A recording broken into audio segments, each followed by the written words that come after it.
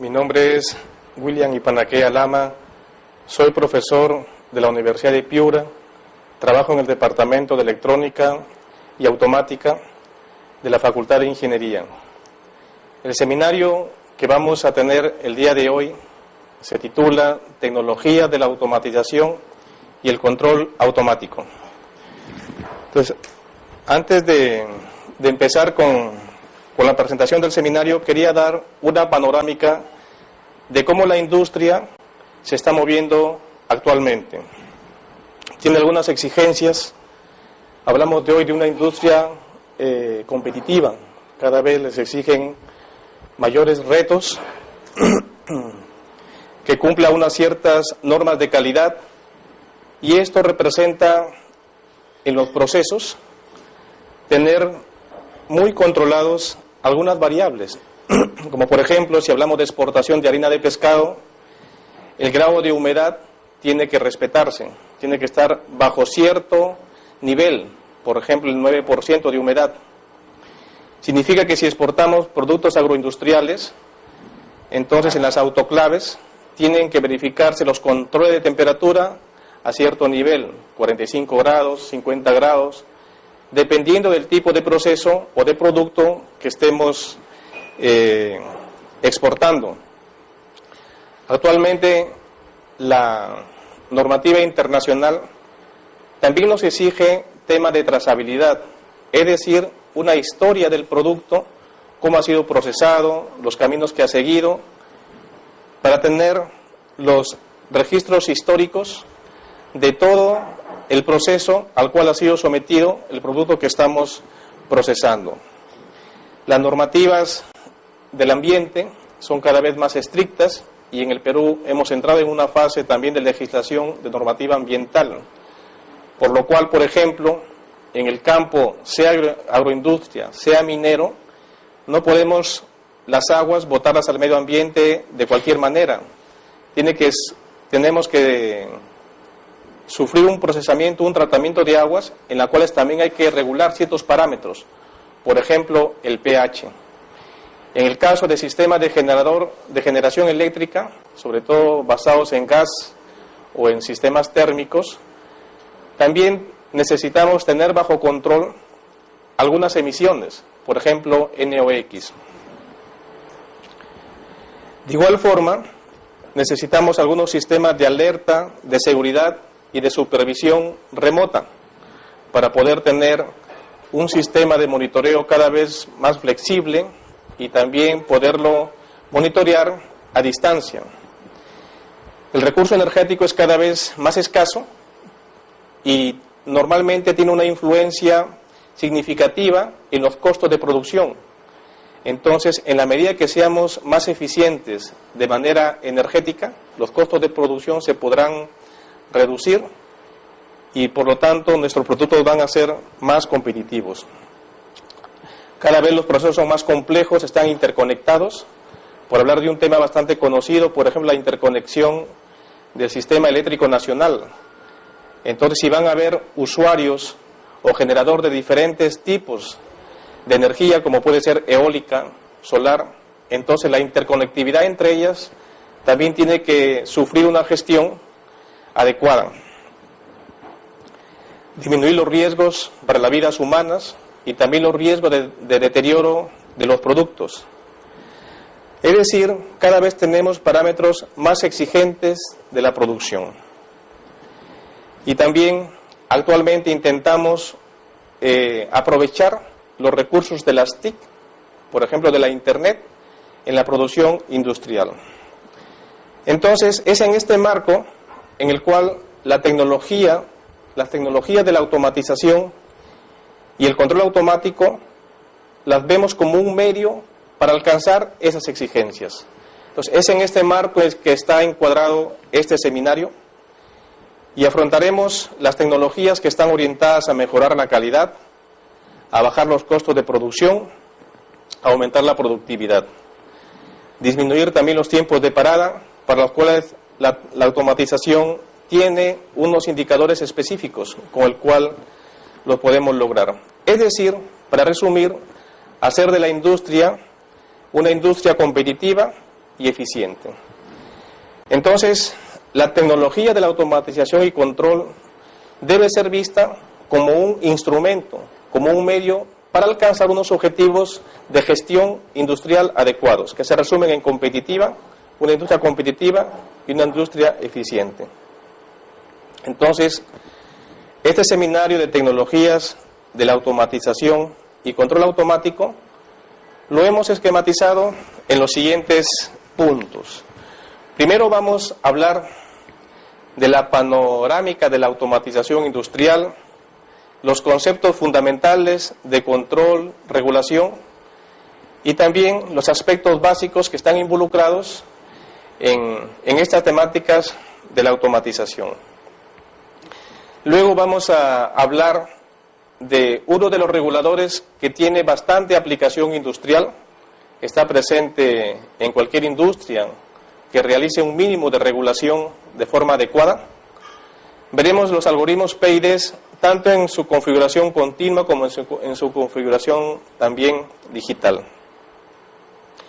Luego vamos a realizar un esquema de cómo hacer un diseño de un regulador PID y vamos a ilustrar también la aplicación en dos escenarios, uno a través de simulación, a través de este computador, pero también vamos a ilustrar en un módulo experimental cómo es que se efectúa esta regulación de tipo PID. También daremos una panorámica de las herramientas hardware en las cuales se puede implementar este regulador industrial que es muy conocido en nuestro sector. Sin embargo, también creo conveniente mencionar que aunque es muy conocido, al mismo tiempo se le explota poco. Ya comentaremos en su momento las causas de ello, pero hago hincapié a que en la industria a veces encontramos equipos reguladores PID, pero no están actualmente funcionando como debería ser, o en algunos casos inclusive los tenemos en operación manual. Hablaremos también en una panorámica de lo que son los sistemas SCADA, cómo los sistemas SCADA se involucran en el ambiente industrial. Hablaremos de los componentes principales de un sistema SCADA y la configuración principal, y también daremos una ilustración práctica a nivel de un módulo de laboratorio. También he creído conveniente ilustrar una técnica de control avanzado que se habla hoy y que en las ofertas industriales ya está presente, inclusive en los proveedores nacionales. Y me refiero a la metodología de regulación o control automático basada en modelos. Y específicamente hablaremos del control predictivo, con lo cual finalizaremos este seminario. Entonces vamos ahora a ocuparnos del primer punto. Vamos ahora a hablar de una panorámica de la automatización industrial y de los conceptos básicos que están involucrados. Algunos elementos conceptuales. ¿Qué cosa es la automatización industrial? Es un conjunto de técnicas basadas en sistemas capaces de recibir información del medio. Del medio se entiende del proceso el cual estamos automatizando. Puede ser un proceso químico, un proceso hidráulico, un proceso eléctrico, un proceso agroindustrial, un proceso minero. Como entenderán, la automatización es una de las metodologías de la ingeniería que es interdisciplinaria casi por naturaleza, porque dependiendo del tipo de proceso con el cual vamos a interactuar, entonces habrá un trabajo interdisciplinario con los ingenieros que se ocupan más de la parte energética, que se ocupan más del proceso químico, o de un proceso hidráulico, o de un proceso eléctrico. Y el objetivo es emprender acciones de análisis, de organización y control para unos objetivos específicos, que los podemos resumir en optimizar los recursos productivos de diferente naturaleza, como las que aquí se mencionan en esta transparencia. Otro aspecto de la automatización es que también conlleva a una disminución de la intervención humana, sobre todo en aquellas tareas que tienen riesgo de vida y en aquellas tareas que son monótonas y rutinarias y que por lo tanto están bastante sujetas a errores humanos y con probabilidad de fallas en esas actividades. Es la acción también de reemplazar, complementar o asistir al ser humano en actividades que requieren esfuerzo físico e intelectual. Es decir, la automatización es una herramienta que nos ayuda, que ayuda a la persona a realizar mejor su trabajo. Damos una definición de lo que son procesos secuenciales, porque la automatización es un área bastante grande y los procesos secuenciales son afrontados también de alguna manera, sobre todo por los controladores lógicos secuenciales que para ello nacieron. Y los procesos secuenciales son aquellos que están basados fundamentalmente por eventos discretos o también eventos temporales. Un ejemplo típico de un proceso secuencial es, por ejemplo, el etiquetado en una cadena de producción de envases, por ejemplo, botellas, como se puede ver en esta lámina, ¿no? Fundamentalmente, el proceso es bastante sencillo, hay que poner una etiqueta, la botella tiene que alcanzar la posición por lo cual debe haber un sensor de posición, se detiene el proceso, es decir, la faja transportadora detiene su marcha, se efectúa la acción de etiquetado y entonces podemos poner la etiqueta adecuada y luego pasamos a la siguiente botella. Entonces, lo que intenta visualizar esta pequeña ilustración. Otro equipo de secuencia que he querido mencionar, que está más relacionado con una actividad humana, no es una actividad secuencial, es lo que hacemos al levantarnos, ¿no? Nos despertamos, luego nos lavamos o duchamos, nos vestimos, desayunamos y luego ya podemos salir a nuestro centro de trabajo. Entonces son actividades secuenciales, ¿no? Eventos o que pueden ser discretos o también temporales. En cambio, otro tipo de procesos que están presentes en la industria en cuanto a automatización es cuando tenemos retroalimentación. Normalmente en un sistema secuencial no hay retroalimentación. En cambio, en un control automático tenemos una señal de referencia, la cual la vamos a describir luego de una manera un poquito más amplia. Y normalmente en un proceso, por ejemplo, al que me refería al inicio,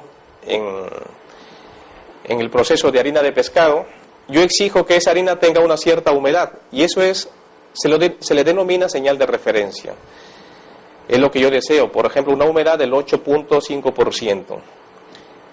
El valor real es lo que realmente tiene ese parámetro, como parámetro esa harina. Puede ser mayor o puede ser menor. Y estas variables son comparadas y en base a esa comparación hay un regulador que procesa esa información y en base a esa información se efectúa un análisis y como resultado actuamos sobre el proceso.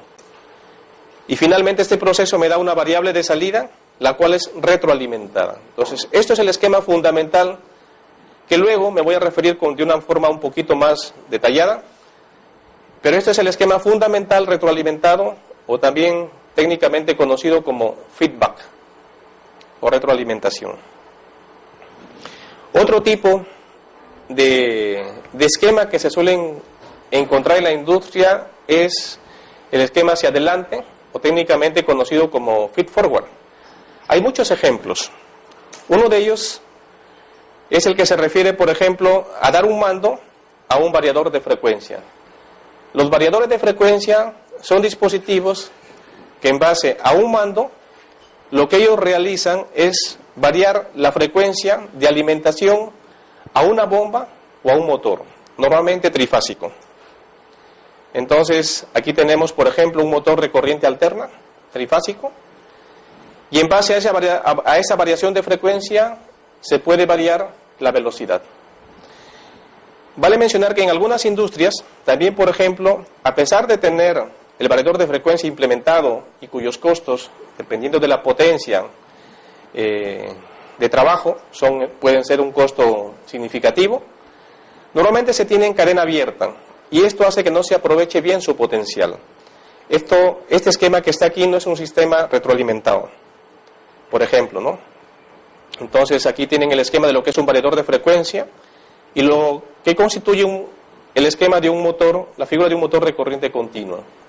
En la parte experimental vamos a ilustrar una aplicación, primero feed-forward, pero luego también cómo cerrar el lazo, para que este sistema feed-forward convertirlo en un sistema retroalimentado o feedback.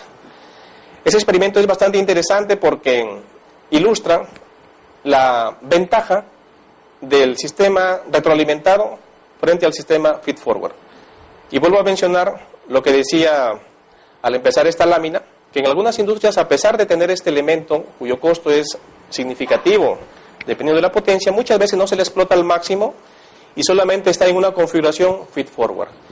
Y a pesar de ser un elemento de una cadena de automatización, el mando se realiza de manera manual.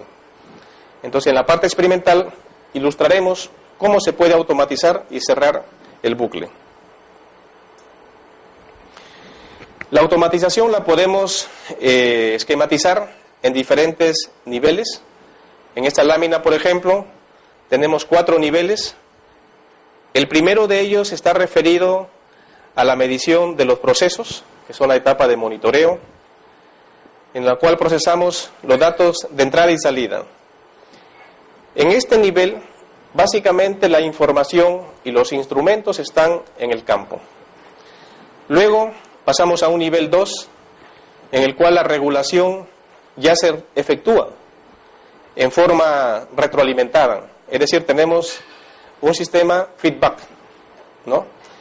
Y estos reguladores pueden estar o en planta o también en una sala de control. Luego tenemos el nivel 3, en la cual están los sistemas SCADA, que son sistemas de supervisión y monitoreo. Y normalmente estos equipos están instalados en una planta industrial. Dentro de la planta industrial están instalados en una sala de control. Es decir, no están en el campo. Y finalmente tenemos los sistemas de gestión, planificación, que constituyen la parte de gestión de la planta, en donde se establecen los planes de producción en base a las especificaciones o a los pedidos de producción que nos exige el mercado o los clientes.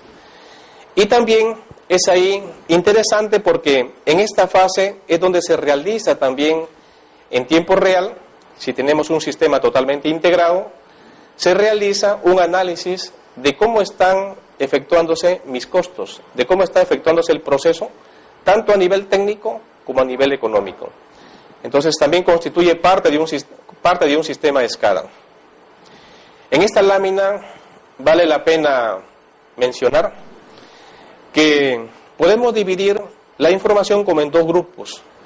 Si nos fijamos en la parte inferior, los flujos de información que por aquí se presentan, ¿qué cosas son? Son, por ejemplo, temperaturas, presiones, caudales. Es decir, como volumen de información es de poco volumen. Sin embargo, en la parte superior tenemos volúmenes de información amplios, como los que me refería, por ejemplo, volúmenes de producción, registros históricos. Entonces, eso es una de las características que distinguen los niveles superiores de esta pirámide de los niveles inferiores. Otro punto interesante de resaltar en esta lámina es que, si bien es cierto los volúmenes de información que fluyen en los niveles inferiores es poco, sin embargo, las restricciones en tiempo son bastante estrictas, en el sentido que aquí las temperaturas tienen que llegar en un tiempo determinado, y si no llega, me puede causar un problema en la planta. Las presiones deben ser leídas y llegar al dispositivo de control en tiempos determinados. De igual forma, las humedades, los caudales, las velocidades o en general los parámetros de producción o de control que esté llevando. Cualquier retardo en este sistema, en algunos casos, tiene un impacto económico fuerte, ya que el proceso no saldrá con la calidad adecuada y entonces tendré que retroalimentar y recircular dependiendo del tipo de procesos, porque en otros casos ya se pierde esa producción. Entonces, es interesante aquí recalcar esto, que los tiempos son bastante estrictos y son, digamos, condiciones de tipo hard, temporales. Mientras que en la parte superior, los tiempos no son tan rigurosos en cuanto a la llegada de información que tienen que verificarse. Por esa razón, se dice que aquí las restricciones temporales son de tipo suaves o soft. Entonces, eso es lo que distingue los niveles inferiores y los niveles superiores. También vale la pena mencionar que conforme la tecnología está aumentando, estas restricciones son cada vez menores, porque ya la tecnología está avanzando y realmente los niveles de costos cada vez están disminuyendo para satisfacer requisitos en los niveles inferiores como en los niveles superiores. Bien, vamos ahora a esquematizar y hablar un poquito más de lo que es un sistema retroalimentado. Ya vamos a profundizar y hablar en detalle, todavía a nivel básico, pero qué cosa es un sistema retroalimentado. Pues primero tiene que haber una señal de referencia, la cual hemos mencionado que se compara con el valor real. Es decir, si estoy controlando un flujo, yo deseo que el flujo se verifique con cierto caudal. Una cosa es lo que se desea y otra cosa es el valor real. Entonces, estoy bombeando, por ejemplo, en un pozo para producir agua. Entonces, la señal de referencia, que es el volumen de producción que quiero sacar de ese pozo, normalmente depende del nivel a que se encuentre ese pozo. Y en algunos casos se le exigirá determinada señal de referencia y en otros casos otra señal de referencia. Y eso es el volumen, el flujo real. Esa información llega a un controlador y un regulador. Por ejemplo, en lo que vamos a ver en este seminario, vamos a ver dos tipos de reguladores.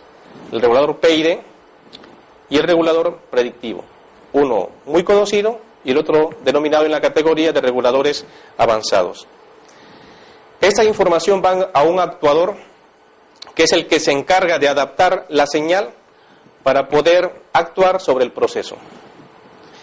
En el proceso yo necesito tener un sistema de medición para poder de alguna forma saber cómo está operando el proceso, y ese sistema de medición me da muchas variables, pero yo tengo que elegir una de ellas, que es la variable de salida, que es la que estoy retroalimentando. Este esquema es importante y ahora nos vamos a referir a cada una de sus partes para entender un poco más cada una de esas variables y también darle la nomenclatura comercial o técnica que suele venir en los manuales de los reguladores industriales. Esta parte que está aquí en líneas punteadas es la parte que se refiere a la tecnología del control automático. Normalmente este es el bloque que va alojado en una determinada tecnología, que puede ser un PLC, que puede ser un sistema con microprocesador, un sistema basado en tecnología FPGA, o puede ser también una computadora o un regulador de propósito específico, como algunas tecnologías que luego ya mencionaremos.